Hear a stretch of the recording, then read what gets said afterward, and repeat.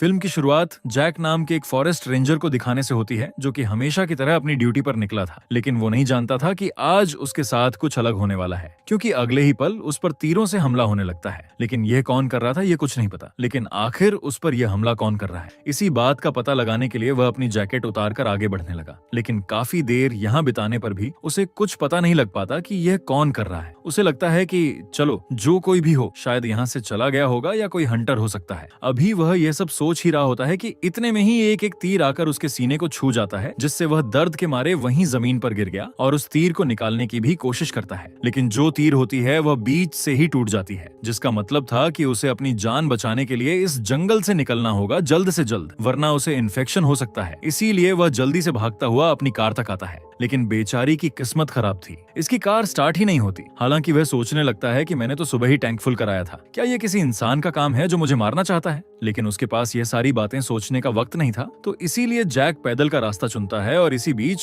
उसकी नजर झाड़ियों में खड़ी एक कार पर पड़ी। इसे लगता है कि यह कार उस आदमी की भी हो सकती है जिसने मुझे मारने की कोशिश की, इसीलिए उस कार पर एक निशान बनाकर जल्दी से अपने घर आ गया। घर आकर वह अपने सीने से उसे तीर को निकालता है, जो कि दिखने में काफी पुराना लग रहा था, क्योंकि आज के वक्त में ऐसे तीर नहीं पाए जाते। हालांकि जैक पहले खुद भी एक शिकारी हुआ करता था, लेकिन उसकी बेटी एलिना को उसका यह काम बिल्कुल पसंद नहीं था, इसलिए जैक ने अपना यह काम छोड़ दिया था। दरअसल एक दिन जब वो अपनी बेटी के साथ कहीं से वापस लौट रहा था, तो वह रास्ते में कुछ सामान लेने के लिए उतरा, लेकिन जब वह वापस कार में गया तो उसकी बेटी वहां पर नहीं थी। आज पूरे 5 साल बीत गए हैं और जैक अभी भी अपनी बेटी के मिसिंग पोस्टर लगाता है। अपने इस गम को बुझाने के लिए उसने शराब पीना शुरू कर दी, जो कि इतनी पीने लगा कि उसकी बीवी भी उसे छोड़कर चली गई। अब वो अकेला ही रहता है और अपनी बेटी की याद में फॉरेस्ट रेंजर बन गया है, ताकि जानवरों को बचा सके, जैसा कि उसकी बेटी चाहती थी। इसलिए इसने आधे से ज्यादा जंगल पर कैमरा लगा रखे हैं, जिससे यह घर बैठे ही पूरे जंगल की निगरानी भी करता है। वहीं हम इस टाउन की न्यू शरीफ एलिजाबेथ को देखते हैं, जो कि पुलिस इंचार्ज कार्ल के पास आई थी। वो अपने भाई ब्रुक को छुड़ाने के लिए यहाँ आई थी, जिसे कि एक अबेंडेंट फैक्ट्री से 400 BC केस में पकड़ा गया था। अब एलिसा पुलिस में थी, तो उसके भाई को छोड़ दिया जाता है, सिर्फ एक वार्निंग के साथ। इसके बाद वो अपने भाई से पूछती है कि क्या तुमने किसी को मारा है, जिस पर वो कहता है कि नहीं, बिल्कुल नहीं, बल्कि मुझे तो फैक्ट्री में काम करने वाले लोगों ने ही मारा है, क्योंकि वह जान गए थे कि मैं किसका भाई हूँ। तभी एलिजाबेथ को एक नदी किनारे मिली लाश के बारे में कॉल आती है, इसीलिए वह वहाँ चली गई। वहीं इस तरफ जैक की एक्स वाइफ आकर उससे कहती है कि तुम अपनी बेटी का फ्यूनरल कर दो, क्योंकि मैं दोबारा माँ बनने वाली हूँ और मैं नहीं चाहती कि किसी भी पास्ट की चीजों का मेरे बच्चे पर कोई असर पड़े। लेकिन जैक पेपर पर साइन करने से मना कर देता है, क्योंकि उसे लग रहा था कि उसकी बेटी अभी भी जिंदा है। लेकिन जब जैक की बीवी ने उसे नशे में पाया तो वह उसे कहकर चली जाती है। इसके बाद सीन पहुंचता है उसी क्राइम सीन पर, जहां पर कि ये सभी पुलिस वाले उस लड़की की बॉडी को काफी बारीकी से जांच कर रहे थे, लेकिन इन्हें कोई सबूत नहीं मिलता जिससे यह पता लगा सके कि उस लड़की की जान कैसे गई। लेकिन तभी एलिजाबेथ ने उस लड़की के गले पर निशान देखे, वो काफी पुराना लग रहा था, तो इन्हें लगता है कि शायद इससे किसी ने बदला लिया हो, इसीलिए आसपास के इलाके की छानबीन करने लगे। इन्हें यहाँ पर कुछ खून के निशान मिले, जिससे ये समझ गए कि यह काफी टाइम से लापता थी और इसने जिंदा रहने की कोशिश की होगी, लेकिन वो खुद को ज्यादा देर जिंदा नहीं रख पाई। तभी उसे एक पेड़ पर एक एरो दिखती है, इसलिए वह उसे फोरेंसिक के लिए अपने पास रख लेती है। जब वह पुलिस स्टेशन आकर उसकी जांच करती है तो उसे उसके बीच में एक मार्क मिला और ये एरो वैसा ही लग रहा था जैसे जैक को लगा था। तो जरूर इन दोनों एरो में कोई कनेक्शन तो था। उस लड़की की पहचान के लिए हर तरफ न्यूज चला दी जाती है और जब जैक ने ये देखा तो उसे लगा कि कहीं ये मेरी बेटी तो नहीं है, इसलिए वह शरीफ से जाकर कहता है कि मुझे उसे लड़की को देखना है। और जब ये उसे देखता है तो पता है कि यह उसकी बेटी नहीं है। जैक के मन में अभी भी पूरा विश्वास है कि उसकी बेटी जिंदा है। खैर, अब उसके जाने के बाद एलिजाबेथ वहाँ के डॉक्टर से पूछती है, तो डॉक्टर जैक की सारी कहानी उसे बता देता है और उसके बारे में सुनने के बाद एलिजाबेथ को बहुत बुरा लगा। अगली सुबह काफी सोचने के बाद जैक उन पेपर्स पर साइन कर देता है, यानी कि अब उसकी बेटी का फ्यूनरल होगा। लेकिन तभी उसे एक वार्निंग अलार्म सुनाई दिया। जब वो कैमरा पर देखता है तो पाता है कि एक शिकारी है जो कि तेजी से भाग रहा है, किसी जानवर के लिए नहीं बल्कि एक लड़की के पीछे है। इसलिए वह 3 बॉक्सेस और एक बंदूक लेकर निकल गया। उसने ऐसा क्यों किया आगे पता लगेगा।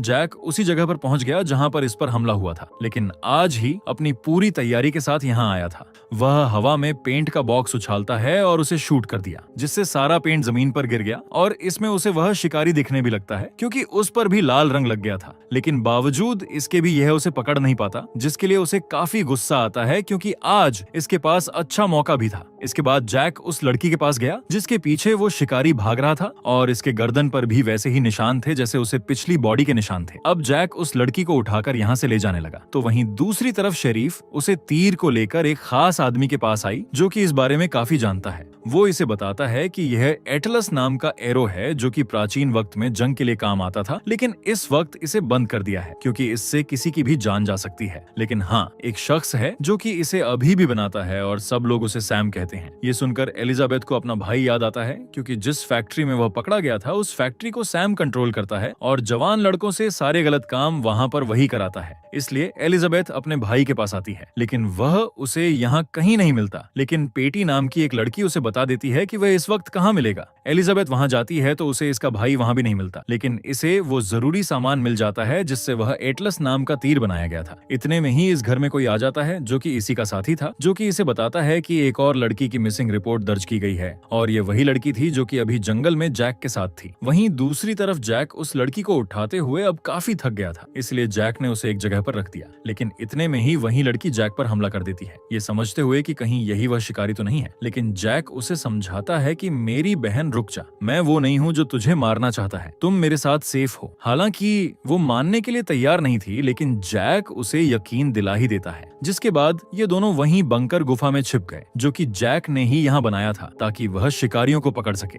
लेकिन फिलहाल तो वो खुद ही इसमें छिपा पड़ा है। यहाँ पर जैक उस लड़की से उसका नाम और वो यहाँ पर कैसे आई है पता करता है, लेकिन वो लड़की इस बात का कोई जवाब नहीं देती है कि आखिर वो यहाँ तक कैसे आई, क्योंकि उसके गले की वोकल कोड को ही काट दिया गया है और यह ऐसा उसे शिकार ने किया था ताकि लड़की चीख चिल्ला ना सके और वह इसका आसानी से शिकार कर ले। क्योंकि पहली वाली लड़की के साथ भी ऐसा ही हुआ था, क्योंकि वह अपनी जान बचाने के लिए इधर उधर काफी भागी थी, लेकिन आखिर में मारी गई। लेकिन अब जैक ऐसा होने नहीं देगा, तो इसने इशारों में उसे समझाया कि अब तुम मेरे साथ सेफ हो, कुछ नहीं होगा तुम्हें। अब लड़की को भी उस पर भरोसा हो गया था, इसीलिए वह जमीन पर अपना नाम लिखकर बताती है कि इसका नाम मॉली है। अब सुबह वो जाती है और जैक मॉली को लेकर यहाँ से निकलने लगा। वहीं दूसरी तरफ एलिजाबेथ को कुछ लीड मिलती है जो कि उसे कुछ खास पसंद नहीं आई। दरअसल आखिरी बार मॉली को एक ग्रुप के साथ देखा गया था, लेकिन अब एलिजाबेथ को शक जैक पर भी होने लगा था, क्योंकि आखिरी बार उसने कुछ हंटर्स के हथियार छीनकर अपने पास रख लिए थे और ऐसा भी हो सकता है कि अपनी बेटी की मौत के बाद वह ऐसा बना हो। तो जैक जब अपने घर पहुंचता है तो इसे यहाँ पर किसी के होने का एहसास होता है, लेकिन इससे पहले ये कुछ समझ पाता इस पर हमला हो गया। यानी कि जैक का शक एकदम सही था, जिसने उस पर हमला किया था वो वही शिकारी था जो कि अपने एरो से उस पर हमला किया करता था। लेकिन जैक भी लड़ाई में कुछ कम नहीं था, लेकिन जैक काफी थका हुआ और कमजोर था, इसलिए वो ज्यादा देर उसे रोक नहीं सका और शिकारी उस पर हावी हो गया और मॉली की पीठ में तीर घुसाकर उसे मार देता है। और जैक ये देखकर बुरी तरह से टूट गया, क्योंकि वो उसकी जान नहीं बचा पाया। और इसी बीच यहाँ पर एलिजाबेथ पहुंच जाती है। यहाँ पहुंचकर उसने मोली की लाश देखी और यहीं पर जैक था जिसके हाथ में बंदूक थी और ऐसा लग रहा था जैसे मोली की जान इसने ही ली।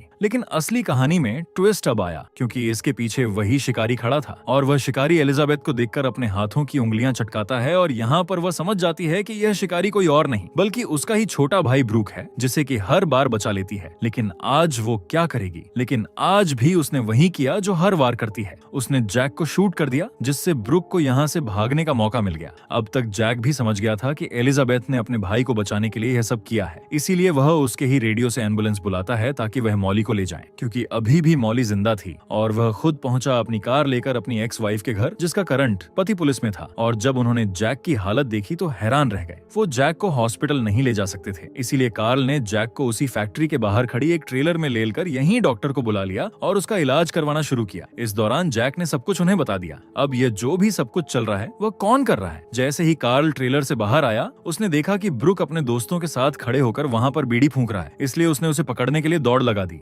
लेकिन ब्रूक बचकर ट्रेलर में आ गया। वो डॉक्टर के गले पर चाकू लगाकर उसे धमकाने लगा, लेकिन जैक के अंदर अभी भी जान बची हुई थी, इसलिए उसका एक हाथ पकड़कर डॉक्टर को आजाद कर दिया। और ऐसा होते ही फौरन कार्ल ने ब्रूक को अरेस्ट कर लिया। जब एलिजाबेथ को इस बारे में पता लगा तो वह जल्दी से अपने भाई से मिलने को आई, ताकि वह इस बार भी कोई जुगाड़ बैठाकर अपने भाई को बचा ले। लेकिन इस बार कार्ल उसकी कोई बात नहीं सुनता। वो कहता है कि तुम्हारे भाई ने कुछ कन्फेस किया है, अब तुम्हारी जॉब भी चली जाए। ये सुनने के बाद एलिजाबेथ परेशान हो जाती है, जिसके बाद ब्रूक इन्हें एक लोकेशन पर लेकर गया जहाँ पर कि उसने सैम को कैद करके रखा हुआ था, यानी कि उसी फैक्ट्री का मालिक जिसने ब्रूक पर बहुत ही जुल्म किए थे। और इसी का बदला लेने के लिए ब्रूक ने इसे कैद किया, यानी कि जो असली शिकारी है जो यह सब कर रहा है वह कोई और ही है, जिसने कि एलिजाबेथ को भी बेवकूफ बेवकूफ बना दिया। अब ये बात जानने के बाद ये लोग सैम के पास गए और उससे पूछा कि क्या यह तुम एरो जानते हो, क्या यह तुमने बनाई है? लेकिन वह इस बात से इनकार करता है क्योंकि वह अपनी किसी भी एरो पर कोई निशान नहीं छोड़ता और ये किसी और का काम है। ये बात सुनने के बाद ये लोग हैरान रह जाते हैं क्योंकि ये किसी और का ही काम है। अब जैक भी अपना बयान बदल देता है, जिस वजह से एलिजाबेथ के भाई की जान बच जाती है क्योंकि वह जान गया था कि उसने यह सब नहीं किया है। अब इतना सब होने के बाद जैक ने अपनी नई जिंदगी जीने की शुरुआत करनी चाहिए क्योंकि उसे एहसास हो गया कि जिंदगी एक बार ही मिलती है और हमें उसे खुशी से बिताना चाहिए। लेकिन अब सबसे बड़ा सवाल यह था कि आखिर असली शिकारी है कौन, उसे कोई पकड़ पाएगा या नहीं। अब इसके बाद जैक ग्रोसरी लेने के लिए दुकान पर जाता है। तभी इसकी नजर उस ट्रक पर पड़ी जिसके ऊपर इसने निशान बनाया था। इसके मन में एक उम्मीद जाग उठी।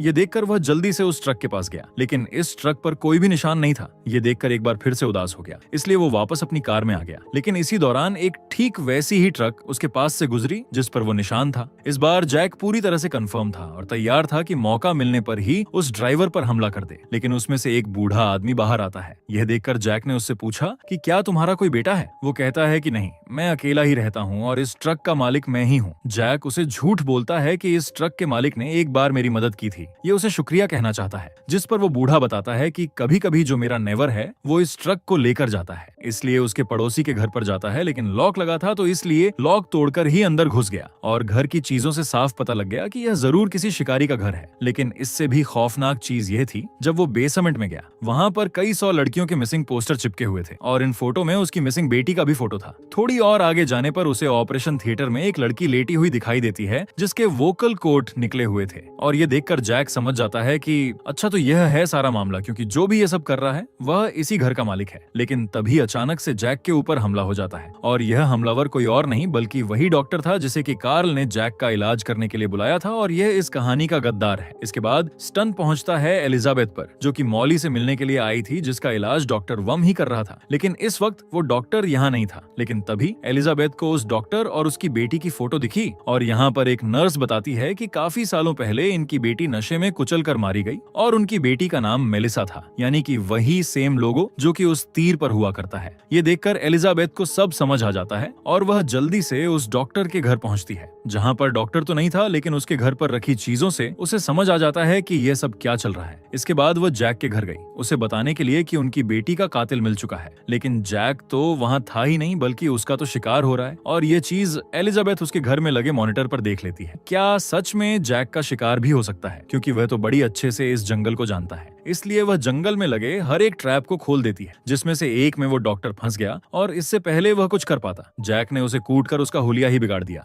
लेकिन उसकी जान लेने से पहले वह उससे पूछता है कि आखिर तुमने मेरी बेटी को क्यों मारा? डॉक्टर एक काफी अजीब सा जवाब देता है। वह कहता है कि तुम्हारी बेटी के फादर यानी कि तुम एक शराबी थे और मुझे शराब पीने वालों से सख्त नफरत है, क्योंकि एक शराबी ने ही मेरी बेटी की जान ली थी, इसलिए मैं हर एक शराबी से बदला लेता हूँ। उसकी आवाज सुनकर जैक ने उसे पूरी तरह से मार दिया। लेकिन इतने में यहाँ एलिजाबेथ भी आ गई। वो कहती है कि इसे पुलिस के हवाले कर दो, लेकिन जैक जानता था कि पुलिस घंटा कुछ नहीं उखाड़ेगी इसका और मुझे ही इसे सजा देनी होगी, इसीलिए उसे एक खाई में फेंक कर उसका किस्सा ही खत्म कर देता है। अब एलिजाबेथ भी कुछ नहीं कर पाई क्योंकि वह भी जानती थी कि ऐसे लोगों के साथ तो ऐसा ही होना चाहिए। अब जैक ने टाउन के हर एक जगह से अपनी बेटी का मिसिंग पोस्टर हटा दिया क्योंकि इसने उसका फ्यूनरल कर दिया है। उधर एलिजाबेथ भी उस फैक्ट्री को तोड़कर गिरवा देती है ताकि उसके भाई जैसे और जवान लड़कों की जिंदगियां खराब ना हो। तो दोस्तों, आपको कैसी लगी इस फिल्म की कहानी हमें कमेंट करके जरूर बताएं।